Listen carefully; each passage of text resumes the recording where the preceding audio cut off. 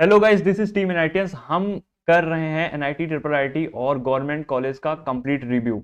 आज हम करेंगे एनआईटी सिलचर का कंप्लीट रिव्यू। ओके, तो इससे पहले मैं आपको एक चीज और बताना चाहूंगा। हम आपकी काउंसलिंग में पूरी हेल्प करने वाले हैं, ठीक है। उसके लिए हमारा टेलीग्राम चैनल का लिंक आपके सामने आ रहा होगा, उसको सब्सक्राइब कर लो, ठीक है। तो चलिए स्टार्ट करते हैं एनआईटी सिलचर का रिव्यू। ओके, इसमें हम देखेंगे introduction, cut off, placement, fees structure, campus tour. तो सबसे पहले भैया हम ये देख लेते हैं कि इंस्टीट्यूट नेम आप देख सकते हैं, national institute of technology Silchar. इसको एनआईटीएस के नाम से भी जाना जाता है। भैया एनआईटी, ये तो गवर्नमेंट कॉलेज तो होगा ही।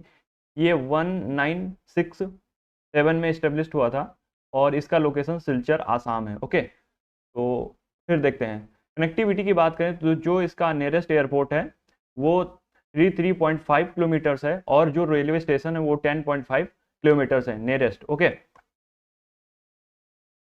फिर अगर हम एनआरएफ रैंकिंग की बात करें तो आप पहले देखेंगे तो इसकी पहले से एनआरएफ रैंकिंग गिरी है। पहले थी 76 और अब हो गई है 83। तो ये तो थोड़ा दुविधा की बात है, ठीक है। लेकिन अगर हम इंजीनियरिंग एनआरएफ रैंकिंग की बात करें तो वो भी पहले से थोड़ा गिरी है। ओके, पहले 80, सॉरी, पहले 38 थी, अब हो गई है 40। तो आप बहुत सारी रैंकिंग यहाँ पर दी गई है, इसको भी आप देख सकते हैं। चलिए हम बढ़ते हैं आगे। फिर हम ये देख लेते हैं कि मोड ऑफ एडमिशन, तो भैया जे मेंस वही, और जो इसका काउंसलिंग होगा वो होगा जोसा से, और एक स्पेशल राउंड होता है सीसेप उससे। ओके, कट ऑफ देखते हैं क्योंकि हमें तो पता चले कि भैया हम इस कॉलेज में जा रहे हैं कि नहीं, हमारी रैंक कितनी है कि नहीं। ओके, चलिए स्टार्ट करते हैं। सबसे पहले जो कट ऑफ है वो सीएससी के लिए है और होम स्टेट के लिए, यानी कि जो आसाम से बिलोंग करते हैं, जो सिलचर, ठीक है, सिलचर से बिलोंग करते हैं, जो उनका होम स्टेट है, वो इनके लिए कट ऑफ है, ठीक है। तो ओपन कैटेगरी की बात करें यानी कि जर्नल के लिए, तो ये है क्लोजिंग रैंक, मतलब 24876। अगर इतनी रैंक है ना तो आप सिलचर कॉलेज के अंदर एडमिशन ले सकते हो। और ये जो सारी कट ऑफ दी गई है ये जोसा राउंड 6 से उठाई गई है। इसके बाद भी कट ऑफ होती है, मतलब सीसेप की, मतलब अगर इससे ज्यादा रैंक है 24872 से भी अगर कुछ ज्यादा रैंक है और आपकी किस्मत अच्छी है, इस कॉलेज में कोई भी सीट खाली यानी कि वैकेंट रह गई है, तो आपको इस कॉलेज में एडमिशन मिल सकता है। वो लक बाई चांस होता है, तो उसको छोड़ो, अच्छे से अगर काउंसलिंग करो तो उसमें भी कुछ ना कुछ मिल जाता है। अच्छा, ओके, ये तो आपकी जनरल के लिए है। साथ में ये आपको जनरल पीडब्ल्यूडी के लिए मिल जाएगा। आप देख सकते हो ये पीडब्ल्यूडी कैटेगरी की रैंक है भैया, ये जनरल की रैंक है या कैटेगरी की रैंक है। आपकी दो रैंक आती है, एक तो आपकी रैंक और दूसरा आप किस कैटेगरी से बिलोंग करते हैं, जैसे कि WS, OBC, NCL, SC, ST. तो ये जो सारी रैंक है ये कैटेगरी रैंक है, क्योंकि ये जो डाटा है डायरेक्टली जोसा से उठाया गया हुआ है, मतलब एकदम करेक्ट डाटा है, इसमें कोई भी शक नहीं किया जा सकता, ठीक है। तो ये देखिए ईडब्ल्यूएस के लिए जो इसकी कैटेगरी की रैंक होगी वो होगी 4672 और जो फीमेल के लिए हो जाएगी 9170। ओके, ओबीसी एनसीएल के लिए जो मेल के लिए होगी वो हो जाएगी 12647 इसके कैटेगरी में, ओबीसी कैटेगरी में, ठीक है। और अगर ओबीसी एनसीएल फीमेल के लिए बात करें तो ये हो जाएगी 31128। अगर एससी के लिए बात करें तो ये हो जाएगी उसके कैटेगरी में रैंक 3239 और अगर फीमेल के लिए बात करें तो वो हो जाएगी 4271। अगर एससी के लिए, अगर सॉरी एसटी के लिए बात करें तो उसके कैटेगरी में उसकी रैंक हो जाएगी 716 और अगर फीमेल की बात करें तो वो हो जाएगी 1158। ये होम स्टेट के लिए है। सेम हम अदर स्टेट के लिए देख लेते हैं।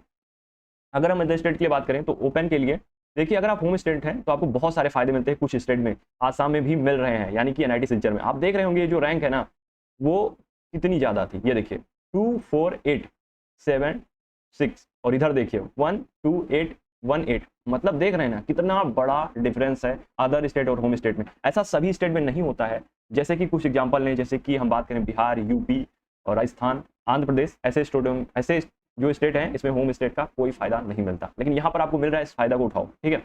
अगर हम अदर स्टेट की बात करें कंप्यूटर साइंस के लिए तो जनरल कैटेगरी के लिए रैंक दी गई है। फीमेल के लिए बात करें तो 20448। अगर हम ईडब्ल्यूएस की बात करें, ये कैटेगरी रैंक है, तो हो जाएगा 2019। अगर हम फीमेल की बात करें ईडब्ल्यूएस तो ये हो जाएगा 3591। ओबीसी एनसीएल के लिए भी ये डाटा दिया गया है। ईडब्ल्यूएस के लिए डाटा तो हमने दिखा दिया आपको, एससी और एसटी के लिए भी दिया गया है, ये आप सभी पढ़ सकते हैं। और ये जो रैंक है ये कैटेगरी रैंक है, इस चीज को आप ध्यान रखिएगा। और ये जोसा राउंड 6 का कट ऑफ है। एक और होता है सीसेप, उसको भी ध्यान रखिएगा, ठीक है। फिर आप इसको रोको, अगर आपको ये कॉलेज चाहिए, आपकी रैंक ऐसे ऐसे है कुछ, तो आप इसको अच्छे से पढ़ो, ठीक है। फिर ये ईसी के लिए होम स्टेट यानी कि जो आसाम से हैं ये उनके लिए है। आप इसको अच्छे से वीडियो को पॉज करो और इसको पूरा पढ़ो अच्छे से और देखो। मैं थोड़ी देर रुकूंगा और फिर इसको बढ़ा दूंगा, आप अच्छे से देख लो। ओपन के लिए, home state, EC other state. Okay, आगे बढ़ा रहा हूँ मैं। फिर इलेक्ट्रिकल इंजीनियरिंग होम स्टेट, इसको अच्छे से देखो वीडियो रोक के। इलेक्ट्रिकल इंजीनियरिंग अदर स्टेट, आगे बढ़ा रहा हूँ मैं video. Okay, mechanical engineering, okay, mechanical engineering other state, okay, civil engineering home state. देख रहे हैं कितनी ज्यादा रैंक है आपकी, फिर भी आपको सिविल इंजीनियरिंग सिलचर में मिल रहा है। कितना? 73835। ओके, लेकिन home state, okay, other state को देखो क्या हो रहा है। अदर स्टेट को नहीं मिल रहा उतने रैंक पे। अदर स्टेट के लिए चाहिए कितना? 46505। ओके, यानी कि हम ये बोल सकते हैं कि अगर आप होम स्टेट से हो और आपको सिविल इंजीनियरिंग चाहिए, मतलब एंट्री चाहिए कहाँ? सिलचर में, तो आपकी रैंक हो जाएगी 73835। इतनी रैंक होगी तो आपको सिलचर में पक्का पक्का एडमिशन मिल जाएगा सिविल इंजीनियरिंग ब्रांच पे। इससे ज्यादा रैंक होगी फिर भी मिलेगा। कैसे? एक काउंसलिंग होती है सीसेप, उससे। ठीक है, प्लेसमेंट देख लेते हैं, सबसे इंपॉर्टेंट पार्ट किसी भी कॉलेज का। ओके, प्लेसमेंट इस कॉलेज के बहुत हैं, बहुत अच्छे हैं। सिविल के लिए है, कंप्यूटर साइंस के लिए electrical, electronics and communication, mechanical, electronics and instrumentation. Okay, तो टोटल स्टूडेंट कितने थे सिविल में अगर बात करें तो वो थे 133। उसमें से जो रजिस्टर्ड के यानी कि जो प्लेसमेंट में बैठे वो थे 98, और जो प्लेस्ड हो गए यानी कि जिनको जॉब मिल गई वो थे 79।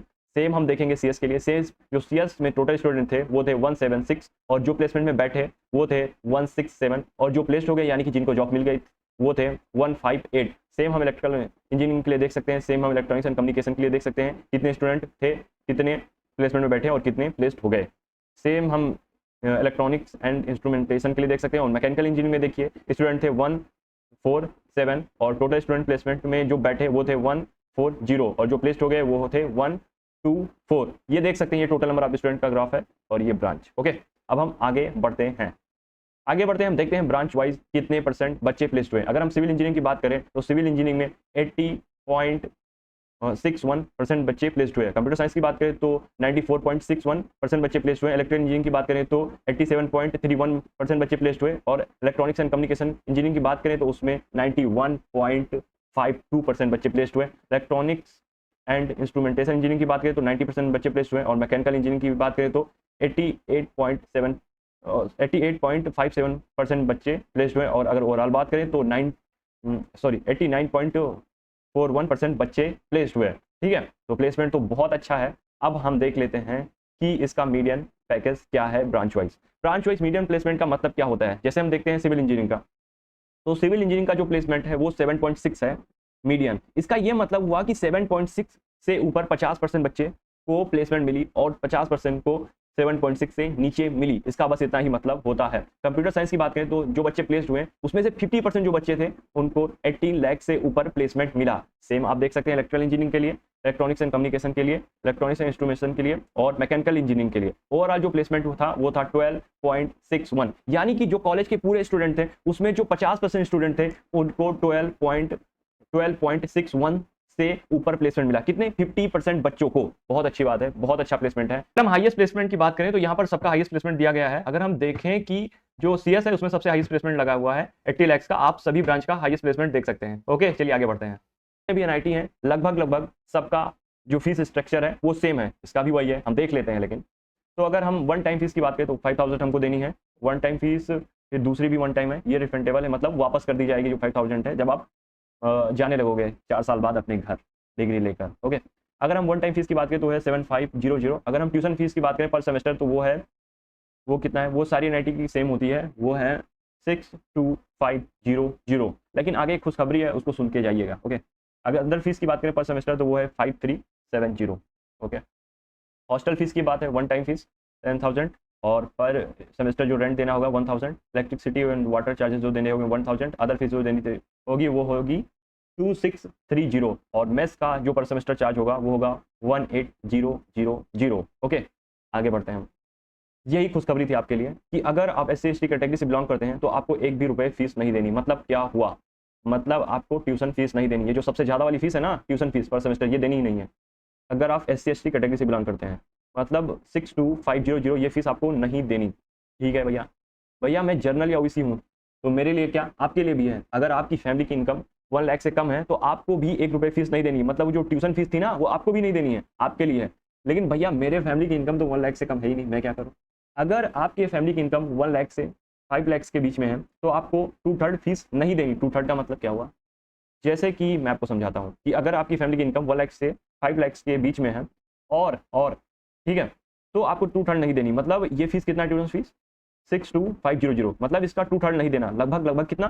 40,000 नहीं देने की। मतलब आपको 20 to 21,000 फीस देनी होगी पर सेमेस्टर, बाकी आपको नहीं देनी। 40,000 के करीब फीस आपको नहीं देनी। ये तो बहुत अच्छी बात है, यही तो सबसे अच्छी बात है। ठीक है, अब कैंपस टूर देख लेते हैं। कैंपस इसका मस्त है, बहुत खूबसूरत है। अगर बात करें एनआईटी की, सारी जितनी भी एनआईटी है, ठीक है, तो उसमें सबसे खूबसूरत कौन है? तो एक तो एनआईटी सिलचर बहुत खूबसूरत है, ऐसा मुझे लगता है, ठीक है, और है भी, मुझे लगता क्या है ओके। और दूसरा एनआईटी हमीरपुर बहुत खूबसूरत है। क्यों? एक तो सिलचर भाई मस्त जगह पे है, ठीक है, और हमीरपुर भाई वो भी मस्त जगह में है, हिमाचल प्रदेश, शिमला के बगल में, तो वो भी एक नंबर का। कैंपस की मैं बात कर रहा हूँ, बाकी तो प्लेसमेंट वाइज बहुत सारे कॉलेज अच्छे हैं, रैंकिंग वाइज बहुत सारे कॉलेज अच्छे हैं। तो चलिए स्टार्ट करते हैं इसका कैंपस टूर। ये देखिए एनआईटी सिलचर का ये कैंपस है, एक बिल्डिंग है, बहुत खूबसूरत है। आप देख सकते हो पूरा पूरा ग्रीन ग्रीन दिख रहा है आपको, तो खूबसूरत तो है ये। ओके, ये इसका एक कैफे है, कितना खूबसूरत लग रहा है पूरा कॉलेज। और ये देखिए इसकी एक बिल्डिंग है, काफ़ी अच्छा बना हुआ भी है, बहुत बड़ा कैंपस भी है इसका, ठीक है। ये एक बिल्डिंग है, आप देख सकते हो कितना खूबसूरत है कॉलेज।